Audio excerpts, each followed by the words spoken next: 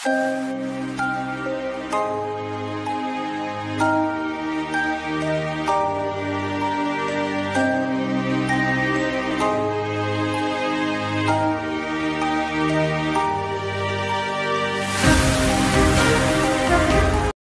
SKG द्वारा संचालित online कक्षाओं में आपका स्वागत है।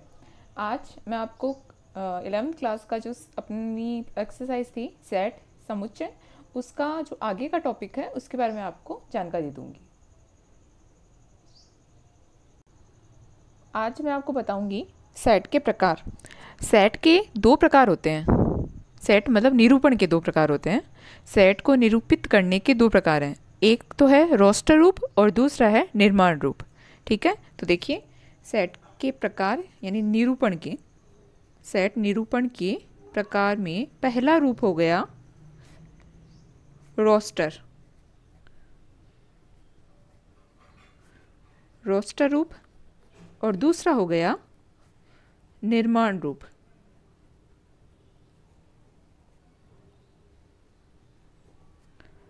रोस्टर और निर्माण रूप को मैं आपको एग्जांपल से समझाती हूँ। जैसे एक सेट लिया, सेट के बारे में मैंने बोला कि सेट ऐसा लेना है जिसमें 10 से छोटी प्राकृत संख्याएं आए, 10 से छोटी प्राकृत संख्याएं। तो जब मैंने ये एक्सरसाइज आपको स्टार्ट करवाई थी तब मैंने आपको प्राकृत संख्याओं यानी नेचुरल नंबर के बारे में बताया था, और मैंने ये जानकारी दी थी कि नेचुरल संख्याएं जो होती है वो 1 से शुरू होती है, 1 2 3 4 कंटिन्यू चलती है अनंत तक। ठीक है, तो इसका मतलब प्राकृत संख्याएं कहाँ से शुरू हो गई? 1 से। अब मैंने बोला 10 से छोटी प्राकृत संख्याएं, तो 10 से छोटी प्राकृत संख्याएं, इसका मतलब उसमें 10 नहीं आएगा, 10 से छोटी जितनी भी है वो सारी लेनी है। तो कौन कौन सी आ गई? 1 2 3 4 5 6 7 8 9, 9 तक। तो मैंने उसको सेट में निरूपित कर दिया है। तो सेट निरूपण करने के लिए मैंने आपको बताया था मंझले ब्रैकेट का हम यूज़ करते हैं। तो मैंने मंझला ब्रैकेट बनाया, मैंने सारे अंक लिख दिए 1 2 3 4 5 6 7 8 और 9, क्योंकि मुझे 10 से छोटी प्राकृत संख्याएं लेनी है, इसलिए मैंने 10 को काउंट नहीं किया है। और मैंने इस सेट को मान लो ए नाम दिया। ये सब जानकारी मैंने आपको पहले भी दे दी थी। अब मैंने इस सेट को जिस रूप में दर्शाया है, तो मैंने क्या किया, मैंने सारे अवयव लिए हैं। जिस सेट की मैं बात कर रही थी उसके सारे अवयव ले लिए और उनके बीच में मैंने कॉमा लगा दिया। सेट का ये जो रूप होता है उसको हम बोलते हैं रोस्टर रूप। ये कौन सा रूप हो गया? रोस्टर रूप। मतलब रोस्टर रूप का मतलब क्या हुआ? रोस्टर रूप का सिंपल सा मतलब ये हुआ कि रोस्टर रूप के अंदर हम सारे अवयव दर्शाते हैं, जितने भी हैं। अनंत है तो अनंत। अब अनंत दर्शाने का तरीका मतलब क्या होता? डैश डैश करके छोड़ देते हैं, तो भी इसका मतलब ये हुआ कि मैंने सारे अवयव दर्शाए हैं। तो ये तो रूप हो गया रोस्टर रूप। अब मैं बात करती हूँ निर्माण रूप की। थोड़ा सा इसके कंपेयर में ये डिफ़िकल्ट लगता है बच्चों को, लेकिन वैसे ये डिफ़िकल्ट नहीं है, एक जैसा ही रूप है इसमें भी। निर्माण रूप में हम क्या करते हैं? निर्माण रूप में हम लैंग्वेज का यूज़ करते हैं। हम अवयव सारे नहीं दर्शाते, हम लैंग्वेज में बोलते हैं। तो निर्माण रूप में अगर मुझे इस चीज़ को दर्शाना होता तो मैं लिखती A is equal to x such that, इस प्रकार है एक्स 10 से छोटी एक प्राकृत संख्या है। अब इसको एक बार आपको समझा देती हूँ। रूप तो वही है, मंझला ब्रैकेट तो आपको शो करना ही है। एक्स मतलब एक सिंबल लिया है मैंने जो अवयव के लिए शो किया जा रहा है। एक्स की जगह आप कुछ भी ले सकते हैं, y such that, a such that, कुछ भी। तो एक्स सच दैट, एक्स यानी वो सारे अवयव इस प्रकार हैं कि वो 10 से छोटी एक प्राकृत संख्या है। मतलब ये एक संख्या है जो किससे छोटी है? 10 से। और कौन सी है? प्राकृत संख्या। तो इसके अंदर कौन कौन सी आ गई? यही तो आ गई सारी। तो ये दोनों एक ही चीज़ है। जब मैं इसको ऐसे दर्शाऊंगी तो ये रूप होगा रोस्टर रूप, और जब ऐसा दर्शाऊंगी तो ये रूप हो जाएगा निर्माण रूप। देखिए मैंने आपके सामने एक शब्द लिखा है मैथमेटिक्स, और मुझे इसको रोस्टर रूप में निरूपित करना है। मतलब इस शब्द के अवयवों को रोस्टर रूप में। तो जब हम समुच्चय यानी सेट दर्शाते हैं तो उसका एक नियम ये होता है कि हम कोई भी अवयव रिपीट नहीं करते। अगर वो 2 बार 3 बार 4 बार कितनी बार भी आया है उसको हम एक बार ही शो करेंगे। ठीक है, तो मैंने सेट को ए नाम दिया। तो ए इज इक्वल टू, इसके सारे अवयव लेने हैं लेकिन सिंगल टाइम। तो comma A comma T, comma H, comma E. अब देखो वापस एम आ गया, लेकिन मैंने एम ले लिया था, वापस ए आया, मैंने ए भी ले लिया, मैंने टी भी ले लिया, आई मैंने नहीं लिया, सी मैंने नहीं लिया और एस मैंने नहीं लिया। तो मैंने प्रत्येक अवयव लिखा है और उनके बीच में कॉमा लगाया है, और जो अवयव रिपीट हुए थे उनको मैंने सिंगल टाइम लिखा है। ठीक है, तो ये कौन सा रूप हो गया? ये हो गया रोस्टर रूप। तो आपके पास एक वर्ड आएगा और उसको रोस्टर रूप में अगर आपको दर्शाना होगा तो आपको ऐसे दर्शाना है। ये क्लियर हो गया? अब आपको बताती हूँ निर्माण रूप का एक उदाहरण। ठीक है, तो जैसे मेरे पास एक सेट है, मानो सेट है A is equal to 1 4 9 25 dash dash dash. ठीक है, अब आप देखो इसमें क्या आपको दिखाई दे रहा है, क्या विशेषता दिखाई दे रही है इन अंकों में। 1 4 9 25 और बीच में एक 16। तो आप देखोगे कि ये सारी पूर्ण वर्ग संख्या हैं। 1 किसका वर्ग है? 1 का, 4 2 का, 9 3 का, 16 4 का, 25 5 का, डैश डैश मीन्स कंटिन्यू चल रहा है। आगे 6 का वर्ग, 7 का वर्ग, आगे कंटिन्यू आएगा। ये तो हो गया रोस्टर रूप में। अब मुझे इसको कन्वर्ट करना है निर्माण रूप में। तो निर्माण रूप में अगर मुझे कन्वर्ट करना है तो मुझे ये देखना है कि ये किन संख्याओं का वर्ग है। तो मेरे पास आया a is equal to x. ये आपको ये वाला जो x है ये तो शो करना ही है हर जगह, सच दैट अब x की विशेषता बतानी है कि x क्या है। तो x एक प्राकृत संख्या का क्या है? वर्ग है। x की क्या विशेषता है कि x एक प्राकृत संख्या का वर्ग है। प्राकृत संख्या कहाँ से शुरू थी? 1 से। तो 1 का वर्ग 1, 2 का वर्ग 4, 3 का वर्ग 9, 4 का वर्ग 16, 5 का वर्ग 25, ऐसे कंटिन्यू चल रहा है। शायद ये आपको क्लियर हो गया होगा। ठीक है, अब ऐसे ही आपके बहुत सारे एग्जाम्पल हैं निर्माण रूप के, रोस्टर रूप की।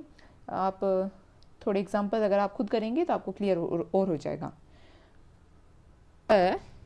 सत्य, ये आपको क्लियर हो गया होगा। ठीक है, अब हम नेक्स्ट क्वेश्चन, जैसे सब सेट सबसेट के तो हो गए आपके क्वेश्चन, और अब आपको थोड़ा पावर सेट जो है घात समुच्चय उसके बारे में जानकारी दूंगी। अब मैं आपको घात समुच्चय अर्थात पावर सेट के बारे में जानकारी दूंगी। पावर सेट क्या होता है? डेफिनेशन सुनिए। पावर सेट की डेफिनेशन है किसी सेट के सभी सबसेट का सेट घात समुच्चय यानी पावर सेट कहलाता है। किसी सेट के सभी सबसेट का सेट। ठीक है, तो डेफिनेशन लिख रही हूँ। किसी सेट के सभी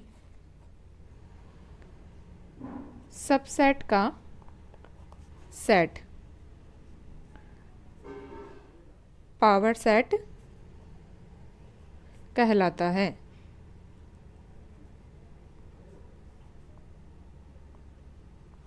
किसी सेट के सभी सबसेट का सेट क्या कहलाता है? Power set. ठीक है, एग्जाम्पल के लिए एक सेट लिया ए, उस सेट में मैंने अवयव ले लिए स्मॉल ए स्मॉल बी। आपके सामने सेट है ए और बी, दो अवयव लिए मैंने। अब इसके सभी सबसेट, अब तो इसके कितने सबसेट हो सकते हैं वो देखते हैं। इसके सबसेट हो सकते हैं, देखो एक सबसेट की बात बताती हूँ। सबसेट होता है 5 रिक्त समुच्चय। ठीक है, रिक्त समुच्चय मतलब जिसमें कोई भी अवयव नहीं है, और रिक्त समुच्चय मतलब वो जो पूरा खाली है, वो प्रत्येक सेट का, चाहे वो कितना भी बड़ा क्यों ना हो, प्रत्येक सेट का क्या होता है? सबसेट। ये सबका सबसेट है, सबका। ठीक है, ये प्रत्येक सेट का सबसेट है। अब आपको बाकी के सबसेट अगर बनाने हैं तो क्या करना है? प्रत्येक अवयव को लेना है, उसको सेट में बंद करना है। पहले सिंगल सिंगल, तो प्रत्येक सेट का सबसेट 5 हो गया, मतलब प्रत्येक सेट का रिक्त समुच्चय सबसेट होता है। एक बात ये ध्यान रखनी है। अब क्या बताया मैंने कि जो सिंगल अवयव है उनको भी सेट में बंद करना है, वो भी एक सेट का काम करेंगे। फिर डबल डबल ले लेंगे, फिर ट्रिपल ले लेंगे, ऐसे कंटिन्यू चलेगा। तो पहले एक ये हो गया, दूसरा सबसेट हो गया ये। ठीक है, मतलब एक अवयव लेके उसको मंझले ब्रैकेट में बंद किया। अगला सबसेट हो गया ये। अब क्या होगा, अब दो दो करके लेने हैं ये, और कुछ नहीं हो सकता। क्रम चेंज करने से वो सबसेट अलग से काउंट नहीं होगा, सेम ही रहेगा। सेट में क्रम का कोई महत्व नहीं होता, हम आगे पीछे करके लिख सकते हैं। तो देखो ये तो होना ही है। तो अब एक बात आपको ध्यान रखनी है कि फाई प्रत्येक का सबसेट है, और खुद भी ये और ये सेम ही तो है, खुद भी खुद का सबसेट होता है। मतलब प्रत्येक सेट खुद का सबसेट होता है, और बाकी जो बनते हैं वो है ही है। तो मेरे पास 4 अवयव आए। ये तो क्या है, अवयव है। किसके, पावर सेट के। पावर सेट को कैसे दर्शाना है, P और ब्रैकेट में जिस सेट को मैं ले रही हूँ उस सेट का नाम यानी A। तो PA इज इक्वल टू, ये लिखती है सारे, ये सारे अवयव हैं। अब उनको एक मंझले ब्रैकेट में बंद कर दीजिए और इनके बीच में कॉमा लगा दीजिए, ये खत्म। इसका मतलब इस सेट का पावर सेट ये है। पावर सेट में कितने अवयव हैं, 4। तो इसके लिए एक सूत्र होता है, किसी भी सेट के पावर सेट में कितने अवयव आएंगे उनकी संख्या निकालने का सूत्र। तो पावर सेट में अवयव की संख्या का सूत्र है 2 की पावर n। 2 की पावर n, जहाँ n होता है नंबर ऑफ एलिमेंट्स इन ए में एलिमेंट्स, मतलब सेट में एलिमेंट्स कितने, अवयव कितने हैं, कितने अवयव है ए में 2 अवयव है, इसलिए 2, ये वाला n का मान 2, 2 की घात 2 मतलब कितना, 4। इसका मतलब पावर सेट में 4 अवयव आएंगे। तो देखिए 4 अवयव हैं हमारे पास। ये एक एग्जाम्पल हो गया। आपको एक अन्य एग्जाम्पल भी देती हूँ जिससे आपको और क्लियर हो जाएगा। एक अन्य एग्जाम्पल देखिए, a बराबर 1 2 3। अब इस सेट के जितने भी आपके पास सब सेट है वो लेते हैं। तो सबसे पहले कहाँ से स्टार्ट हुआ, 5, फिर सिंगल सिंगल यानी 1 2 3, अब सिंगल हो गए ख़त्म, डबल डबल 1 2 2 3 1 3, जोड़े से मैंने सबको ले लिया है, इन दोनों को, इन दोनों को, इन दोनों को। ठीक है, अब लास्ट कौन बचा, 3 का, यानी खुद 1 2 3 सारे हो गए। इनको मंझले ब्रैकेट में कर दिया बंद, और ये हो गया पावर सेट ऑफ A।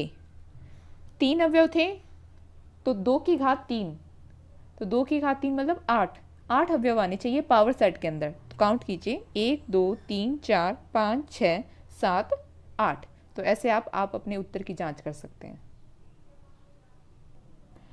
आज मैंने आपको सेट का जो निरूपण है उसके बारे में और पावर सेट के बारे में जानकारी दी। आपकी प्रश्नावली के जो अन्य क्वेश्चन हैं या एग्जाम्पल है उनकी